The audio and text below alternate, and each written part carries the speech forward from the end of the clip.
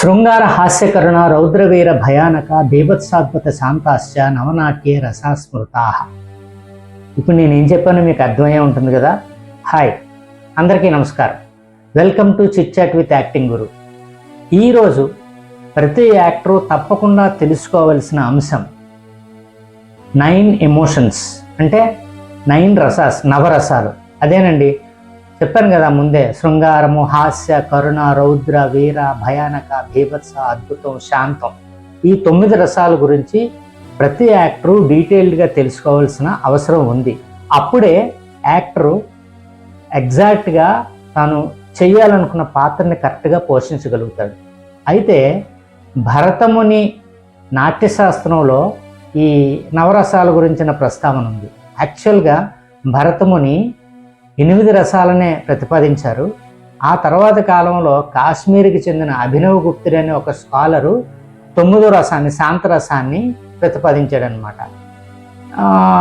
Sorry, నేను రసం రసం రసం అంటున్నాను. మీకు అసలు ఐడియా ఉంది కదా రసాలంటే ఏంటో. రసం అంటే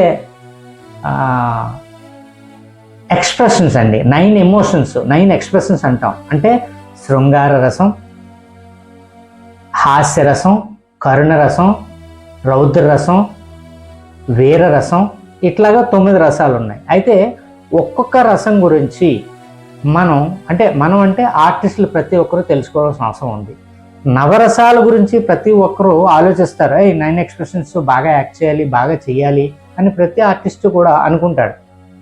అయితే ఈ నవరసాలని ప్రాపర్గా మనం అర్థం చేసుకోవాలి అంటే దానికి సంబంధించిన స్థాయి భావాలు, అంటే బేస్ ఎక్స్ప్రెషన్స్ గురించి తెలియాలి. అంటే ఏ స్థాయి భావం వల్ల ఏ రసం పడుతుంది అన్న నాలెడ్జ్ మనకు తెలియాలి.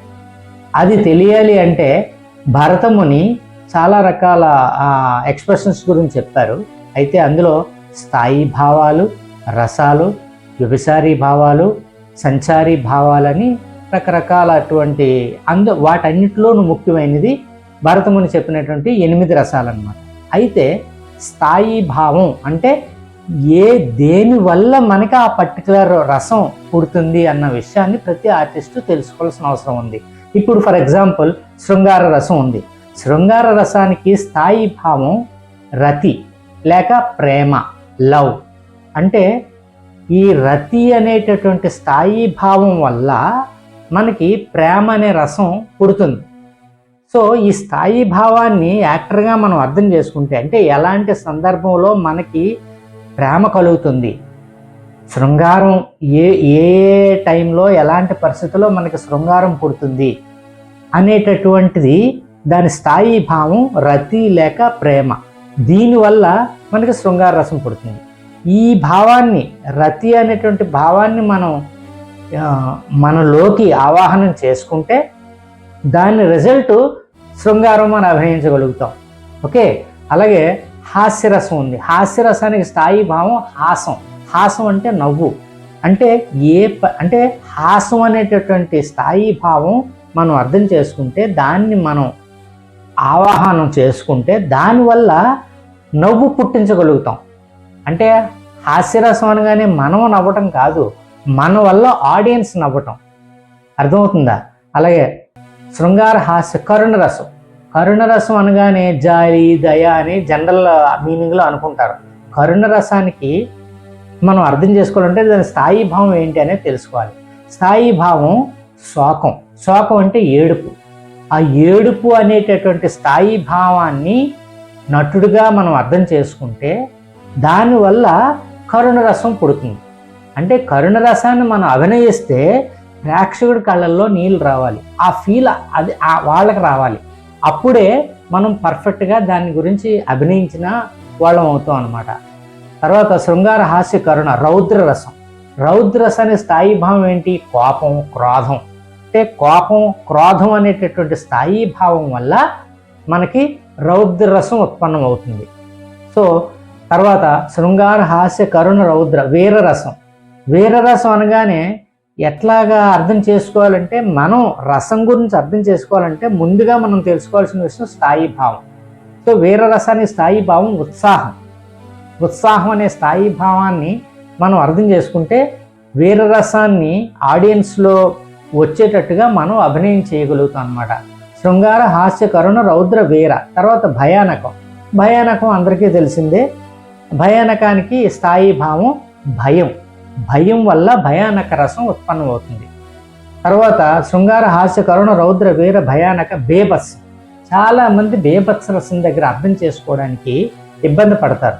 బేభత్సం అంటే అబ్బా బేభత్సంగా చేసావురా, అసలు ఇరగ తీసావురా, అయ్యో బావోయ్ బేభత్సం. అంటే బేభత్సం అనే పదాన్ని యాక్టింగ్ పరిభాషలో అర్థం చేసుకోవడం బెటరు. బేభత్సం అనగానే ఏదేదో అనుకుంటారు.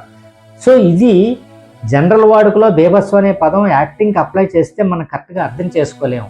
బేభత్సానికి స్థాయి భావం ఏమిటి? జుగుప్స, అసహ్యం. అంటే జుగుప్స, అసహ్యం అనే బేస్ ఎక్స్ప్రెషన్ వల్ల మనం బీభత్స రసాన్ని అభినయించగలుగుతాం. తర్వాత శృంగార, హాస్య, కరుణ, రౌద్ర, వీర, భయానక, బీభత్స, అద్భుత రసం. అద్భుతం అనేటటువంటి రసం మనకి విస్మయం, ఆశ్చర్యం అనేటటువంటి స్థాయి భావం నుంచి అద్భుత రసం ఉత్పన్నమవుతుంది. ఈ 8 రసాలు మనకి భరతముని నాట్యశాస్త్రంలో వివరించారు. ఆ తర్వాత శాంతరసం. చెప్పాను కదా, అభినవ గుప్తుడు అనే స్కాలరు శాంతరసాన్ని ప్రవేశపెట్టారని. శాంతరసం అనేసరికి శమం, ప్రశాంతత అనేటటువంటి స్థాయి భావం నుంచి శాంతరసం ఉత్పన్నం అవుతుంది. అయితే ఒక నటుడు ఈ నవరసాల్ని ప్రాపర్గా పండించాలి, అభినయించాలి అనుకున్నప్పుడు ఒక్కొక్క రసానికి దాని టెంపరీగా వచ్చే భావాలు, శాశ్వతంగా వచ్చే భావాలు, ఉండి వెళ్ళిపోయే భావాలు, అంటే సంచారీ భావాలు, వ్యభిచారీ భావాలు, స్థాయి భావాలు, వీటన్నిటి గురించి పూర్తిగా తెలుసుకున్న రోజున మనం ఆ యొక్క నవరసాన్ని ప్రాపర్గా మనం అభినయించగలుగుతాం. అంటే శృంగార రసానికి ఉండే లక్షణాలు ఏంటి, ఎలాంటి సందర్భాల్లో ఏ విధంగా యాక్ట్ చేయాలి అనేటటువంటిది మనం తెలుసుకోవచ్చు. అయితే ఈ ఎపిసోడ్లో, అంటే ఈ వీడియోలో జనరల్గా మీకు 9 రసాల గురించిన వివరణ ఇచ్చాను. నెక్స్ట్ ఎపిసోడ్స్ నుంచి ఒక్కొక్క రసం గురించి డీటెయిల్డ్గా మీకు వివరిస్తాను. సో బేసిక్గా ఈ నవరసాల గురించిన ఇంట్రడక్షను మీకు అర్థమైంది అనుకుంటున్నాను. నెక్స్ట్ ఎపిసోడ్లో ఓన్లీ ఒక పర్టికులర్ రసం గురించి ఒక సెపరేట్ ఎపిసోడ్ మీకోసం మీ ముందుకు తీసుకొస్తాను. Thank you very much.